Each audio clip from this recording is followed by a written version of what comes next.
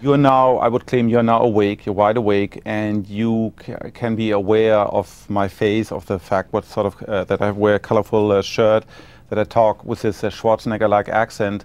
And so this I would call an operationalized definition of consciousness. Christoph, why have you and Francis Crick, who I guess is best known for discovering the structure of DNA, chosen visual awareness to study consciousness?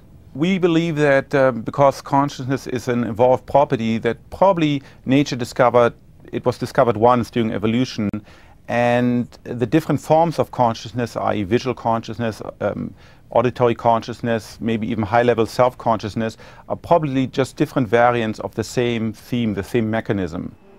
So they've designed experiments to test visual consciousness. Eileen Wexler has normal vision, but this test simulates a phenomenon called unconscious vision, or blindsight, that can occur when there's damage to the brain's visual cortex. So the world to them looks like this. They're blind in the left side of the visual field. And they go to the doctor, and the doctor says, well, and can you see this? No. Well, can you guess whether it moves to the left or to the right? And the patient says, well, I'm blind. And the doctor says, well, guess. And the patient guesses left, right, up, down. And the patient is as surprised as the doctor, at least they were at first.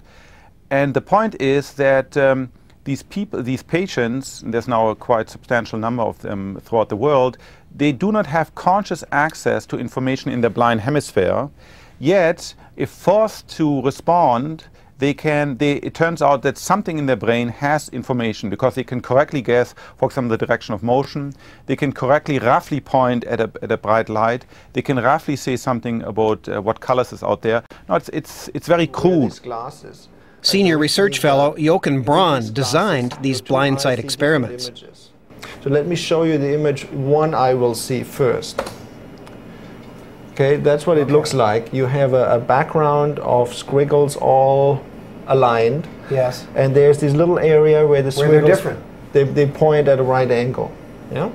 So I'll be asking you, where is this area, this different area?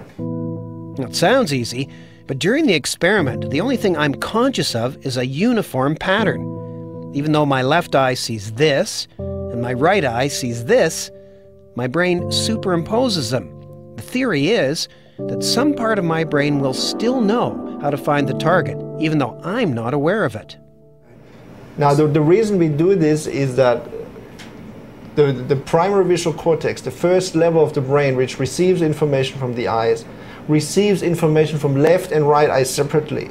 So at this level, the brain can still figure out where the figure is. Because it hasn't been superimposed. It hasn't been superimposed, but at the next level in the brain it's superimposed.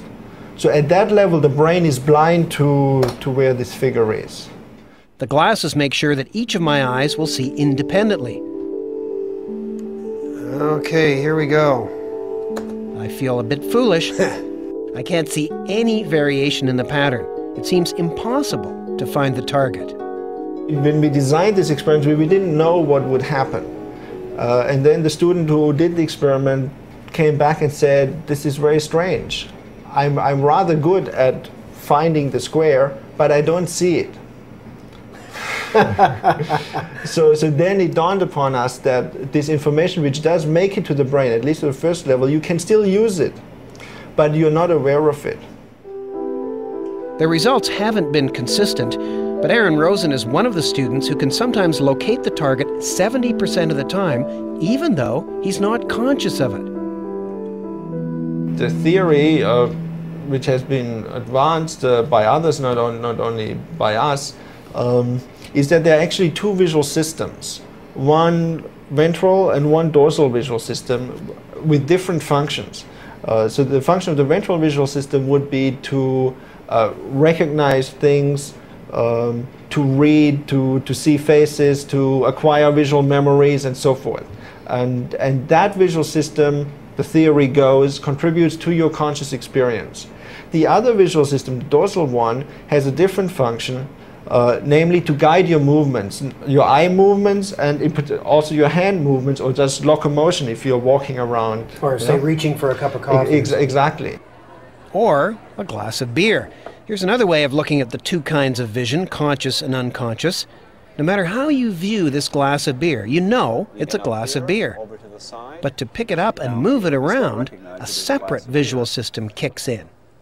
In some sense, we have within us a kind of robot that allows us to interact with the world that is controlled to some degree by our conscious visual experience. So our conscious visual experience marks this as a goal object, and then we bring to bear a robot that allows us to reach out and pick this up.